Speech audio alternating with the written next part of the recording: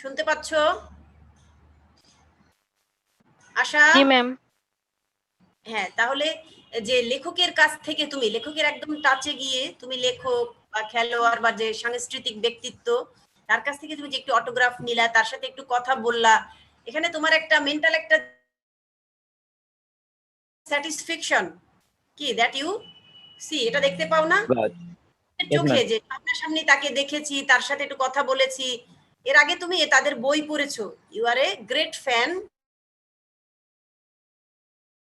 আজাদ, হুমায়ুন আজাদও একজন ঢাকা ইউনিভার্সিটির প্রফেসর ছিলেন বাংলার, তাকে শত্রুপক্ষ সাম মিসক্রিয়েন্ট কিল্ড হিম, তাকে মেরে ফেলেছিল আত্মায়ের গুলিতে, বা তিনি এক সময় মারা গিয়েছেন। আর লেখা, আর হুমায়ুন আহমেদ ছিল তো ঢাকা ইউনিভার্সিটির কেমিস্ট্রির একজন প্রফেসর, তোমরা জানো হয়তো, যে আর তার ভাই যে জাফর ইকবাল, তিনি হ্যাঁ প্রযুক্তি বিশ্ববিদ্যালয়ের সে একজন প্রফেসর। তো তাদের যে লেখাগুলো অনেকের কাছেই পছন্দ। এছাড়া আরো যে লেখক আছে সুকান্ত ভট্টাচার্য, তিনি 21 বছর বয়সে মারা গিয়েছেন, তার লেখাগুলো কিন্তু এখনো মানুষকে কাঁদায়, কি আমাদের অভিভূত করে। আবার তোমার জসিমউদ্দিনও অল্প বয়সে মারা গিয়েছেন, সেই জসিমউদ্দিনের লেখাগুলো, যোগীন্দ্রনাথ বাগচি, তারপরে তোমার আরো যে কাজী নজরুল ইসলাম, রবীন্দ্রনাথ ঠাকুর, আরো যারা যারা আছে লেখক, সাহিত্যিক, প্রকাশক, এদের মধ্যে একটা ক্লোজ কন্টাক্ট থাকে, ঠিক আছে? তাহলে যে কোলাবোরেশন থাকে, so that they can publish anything easily if you want to publish বা কম্পাইল উইথ দ্য অথর। অনেক সময় নতুন নতুন কবি পরিচিতি আওয়ার প্রেজেন্ট সোসাইটি, অনেক সময় কবিজ মেলা হয় কবিদের মেলা, মিলন মেলা of some new author, new publisher, new poetry writers, যে নতুন যারা কবিতা লেখে, নতুন যারা তোমার উপন্যাস লেখে,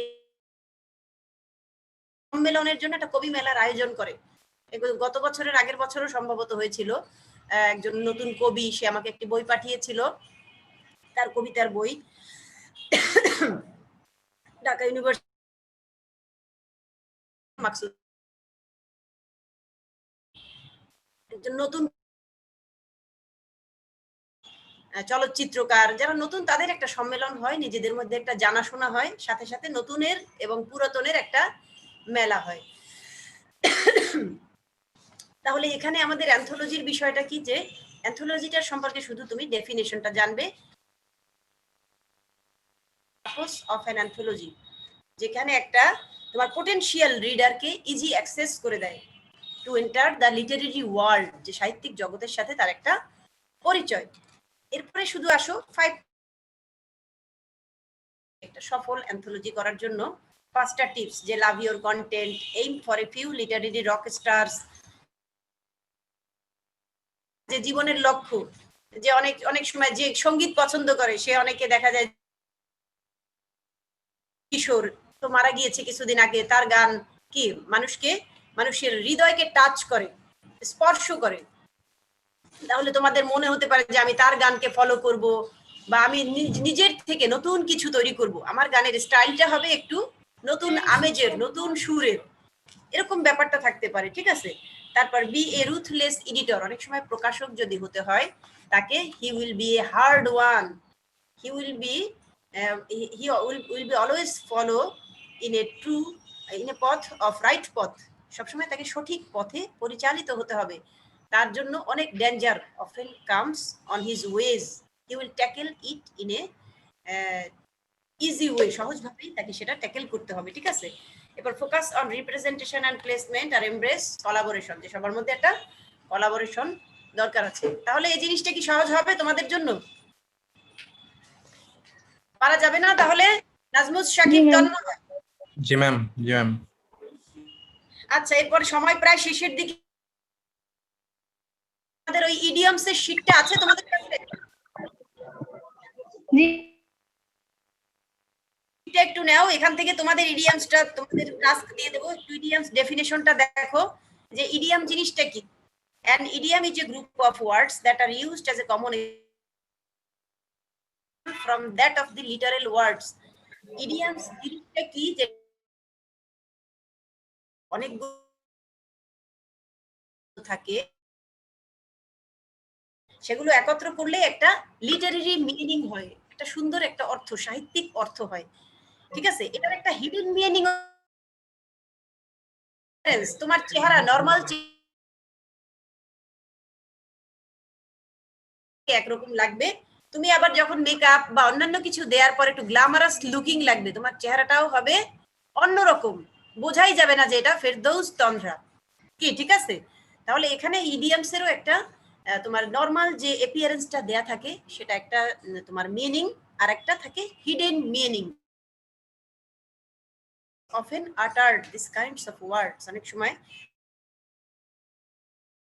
often use these idioms and phrases, নেটিভরা বা বিদেশিরা অনেক সময় এই শব্দগুলো ইউজ করে।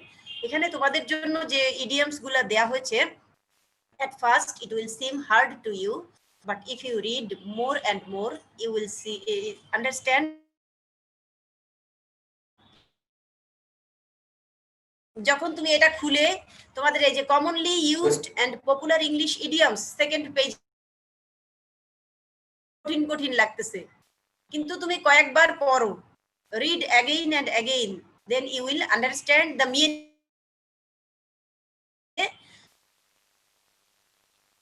লিটারেরি এক্সপ্রেশনের সাথে তোমার মিনিংটা দেয়া আছে, তুমি মিনিংটা পড়ার পরে you will try to make a sentence with it, এটা দিয়ে তুমি সেন্টেন্স তৈরি করবে। এর আগে তোমরা in your formal classes what you have studied, তুমি ফর্মাল ক্লাসে যেগুলো পড়েছো, যেমন এ লট অফ, প্রচুর পরিমাণ, অ্যাবভ অল, সর্বোপরি। কেউ কথা বলছো না কেন?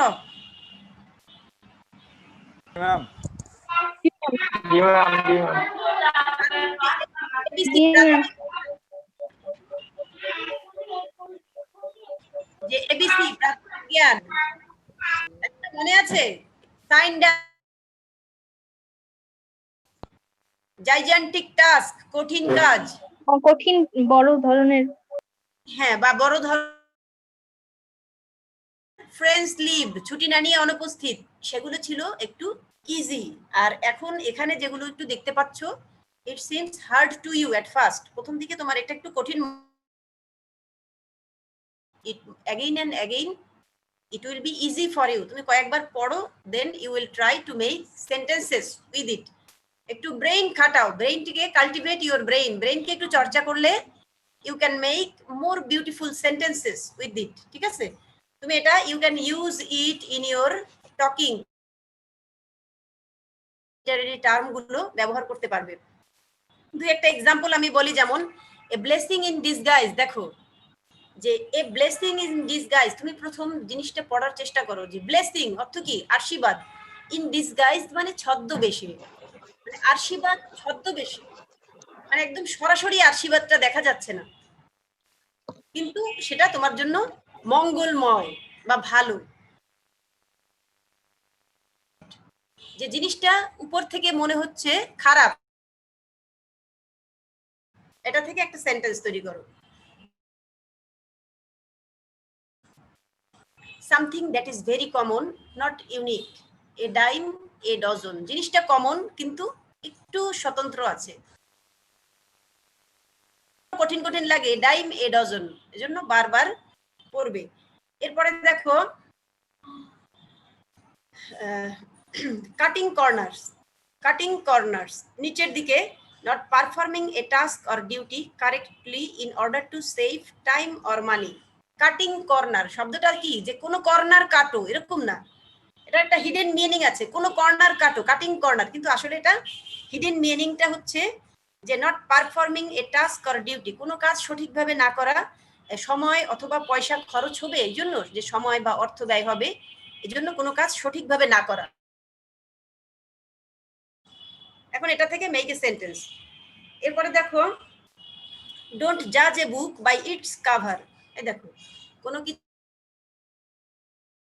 By observing each external appearance বা আউটলুক, কোনো জিনিস বাহিরেরটা দেখে তুমি এটাকে মূল্যায়ন করতে পারো না, ইউ ক্যানট ইভালুয়েট ইট তোমার একটা খুব লগ বুক, খুব সুন্দর করে তুমি বাইরের চাকচিক্য দিয়ে কাভারটা করলা, এবং ভিতরে একদম ফাঁকা। কি যে জিনিসটা কি, রিপোর্টটা কি, ভিতরে কিছুই লিখলা না, ফলস কিছু দিয়ে দিলা, তাহলে এটা তো ভালো হবে না। হবে, সেটাই বলছে যে ডোন্ট জাজ a book by its cover, শুধু এক্সটার্নাল অ্যাপিয়ারেন্স। একটা মানুষ দেখতে খুব হ্যান্ডসাম, ইয়াং, এনার্জেটিক মনে হচ্ছে, একদম নায়ক, কিন্তু ভেতরে তার ফাঁকা, কিছুই জানে না, সে বোকা শোকা, তাহলে কি হবে? হ্যাঁ, যে বুক বাই ইটস কাভার। এরপরে দেখো ডেভিলস অ্যাডভোকেট। ডেভিলস অ্যাডভোকেট অর্থটা বুঝায় কিরকম, যে শয়তানের পক্ষপাতিত্ব করা, হ্যাঁ, বা advocacy for an wicked person, শয়তানের পক্ষপাতিত্ব বা উইকেড পারসনকে তুমি অ্যাডভোকেসি করলা। কিন্তু মিনিংটা দেখো, to take the side of the counter argument, মানে পাল্টা তোমার একটা আর্গুমেন্ট বা যুক্তি দেয়া, or offer an alternative point of view, বা বিকল্প কোনো যুক্তি দিলা, এটা হচ্ছে ডেভিলস অ্যাডভোকেট। কারণে যে অনেক সময় ক্ষতি লাগে, খারাপ লাগে, সেইটা not feeling well or feeling sick, মানে ভালো অনুভব করছো না, খারাপও অনুভব করছো না। অনেক সময় আবহাওয়াটা এরকম হয় বা সিচুয়েশনে যে ভালোও লাগে না, খারাপও লাগে না, মানে একটা মিডিয়াম কন্ডিশন। আবার দেখো fit as a fiddle, being in good health, মানে ভালো অবস্থায় আছে, শারীরিক অবস্থাটা ভালো। এরপরে আরো দুই একটা ইম্পর্টেন্ট দেখো, এই once in a blue moon, something that does not very often happen very often. Once in a blue moon অর্থটা দাঁড়ায় কি দেখো, একদা ইন এ ব্লু মুন, নীল চন্দ্র, একদা উঠেছিল নীল চন্দ্র, মানে কোনো এক দুর্লভ জিনিস আর কি। Something that does not happen very often, মানে যে জিনিসটা খুব সচরাচর দেখা যায় না বা হয় না। Once in a blue moon, ঠিক আছে। আবার নো পেইন নো গেইন, এটা তো খুব সহজ, এটা তোমরা মনে হয় জানা, তোমাদের একটা জানা জিনিস, যে doing a you have no pain no gain, এটা তো তোমরা ইডিয়ামস এন্ড ফ্রেজ আকারেও পড়েছো, বা তোমার অ্যাম্পলিফিকেশন আকারেও পড়েছো, যে নো পেইন নো গেইন, ঝুটি, ঠিক আছে। তারপরে দেখো letting the cat out of the bag, অর্থটা দাঁড়ায় কি, লেট, লেট অর্থ অনুমতি দেয়া, letting the cat out of the bag, মানে বিড়ালকে তুমি ব্যাগের মধ্যে রেখেছো, এখন বিড়ালটাকে অনুমতি দাও যে থলের বিড়ালটা বের হয়ে আসবে, যে letting the cat out of the bag, থলের বিড়ালটা বের হয়ে আসবে। এটা কি শেয়ারিং ইনফরমেশন দ্যাট ওয়াজ, ঠিক আছে, that was intended to be a secret, মানে তথ্য বা যে কোনো কিছু ভাগের কাছে তুমি শেয়ার করলা, যেটা বলা উচিত না। তারপরে আবার দেখো দি লাস্ট স্ট্র, আগে যে শেষ শেষ বাক্যটা আস।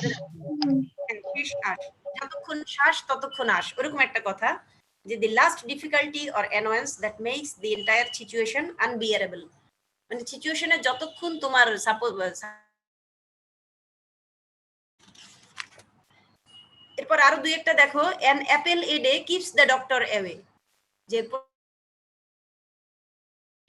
You don't you there is, যেতে হবে না, তার মানে অ্যাপেলটা এখানে একটা কি হিসেবে কাজ, ভালো একটা source, good source of your health, it will keep you fit, your body it will keep, তোমার আর ডাক্তারের কাছে you don't spend money for any other purposes, তাহলে an apple a day keeps the doctor away, একটা apple যদি প্রতিদিন খাও তুমি ডাক্তারের কাছে আর যেতে হবে না, apples are healthy and good for you, তোমার জন্য এটা ভালো, এটা হচ্ছে এটার অর্থটা নরমাল। তাহলে এটা দিয়ে একটা সেন্টেন্স তৈরি করতে হবে তোমার। আবার your gauge is as good as mine, কি অর্থটা বোঝা যাচ্ছে না সহজে, যে তোমার, আমি যেটা মনে মনে অনুমান করছি, what I my assumption is just like you, তোমার আর আমার আর কি, টু নট নো সামথিং, যেটা আমিও ভাবছি তুমিও সেটা ভাবছো, একই জিনিস আর কি। এরপরে দেখো লাইক রাইডিং এ বাইক, এখানে like riding a bike, bike বলতে এখানে bicycle, something that you never forget how to do, if you learn how to ride a bicycle you cannot forget it in your life, তুমি যদি একবার শেখো কিভাবে cycle চালাতে হয়, বা হাউ টু সুইম, সাঁতার শেখা একবার শিখলে তোমার এটা আর ভোলা লাগবে না জীবনে, সবসময় মনে থাকবে, ঠিক আছে? সেরকম একটা বিষয় বলছে যে লাইক রাইডিং এ বাইক, যে সাইকেল চড়া বা চালানোটা একবার শিখলে আর ভোলা যায় না আর কি। Something that you never forget how to do, কিভাবে সেটা চালাতে হয়। এটা একটা কেমন শব্দ? ইট টেকস টু, দুইবার লাগবে, to tango. One person usually is not the only responsible reasonable for any party বা এনি পার্ট। একজনই দায়ী না এটার জন্য, all are responsible for anything. তারপরে আবার দেখো লাস্টের দিকে, you can lead a horse to water but you can't make him drink. তুমি একটা ঘোড়াকে জোর করে পানির কাছে নিতে পারো, কিন্তু তাকে জোর করে পানি খাওয়াতে পারো না। তার মুখ তুমি একদম এরকম চুবাইয়ে ধরলা যে পানি খাওয়ার জন্য, কিন্তু ঘোড়াটা যদি ইচ্ছা করে পানি না খায়, তুমি তাকে জোর করে খাওয়াতে পারবা না। তুমি পানির কাছে নিলা, প্লাস তার মুখটা পানির কাছে টাচ করলা, ঠিক আছে? সেই জিনিসটা কিভাবে বুঝাইলো দেখো, you can lead a horse to water but you can't make him drink. Someone মানে কোনটা সঠিক, হোয়াট ইজ রাইট ডিসিশন, মানে you think it is right decision, you cannot force other one if he does not agree to perform it. তুমি জোর করে আরেকজনকে দিয়ে কাজটা করাতে পারবে না। আমি যদি তোমাদের একদম জোর করে বলি যে এটা তোমাকে করতেই হবে, আমি কিন্তু আদায় করতে পারবো না, কিন্তু তোমার নিজের থেকে একটা টেন্ডেন্সি থাকতে হবে আমার এটা করতে হবে,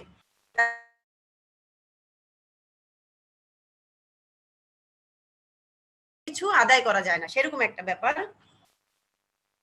আবার দেখো, you can't make an omelette without breaking some eggs.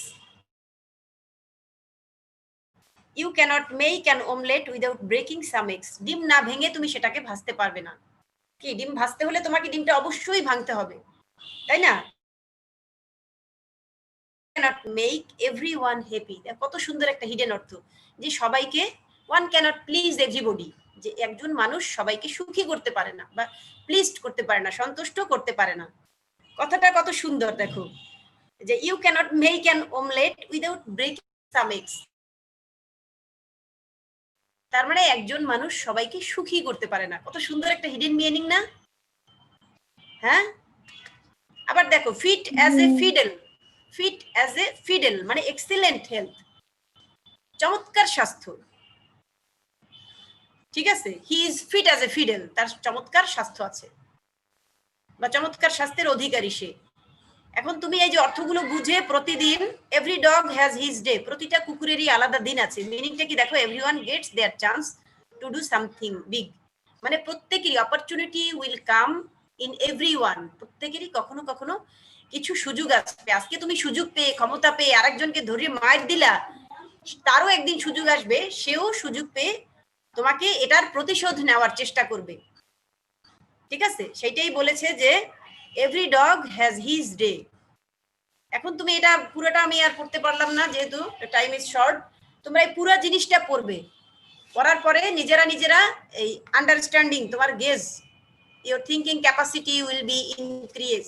তুমি এটা পড়ার পর তুমি অর্থগুলো বুঝবে, বোঝার পরে এখান থেকে make sentences according to your will, তোমার মতো করে তুমি সেন্টেন্স তৈরি করবে, ঠিক আছে?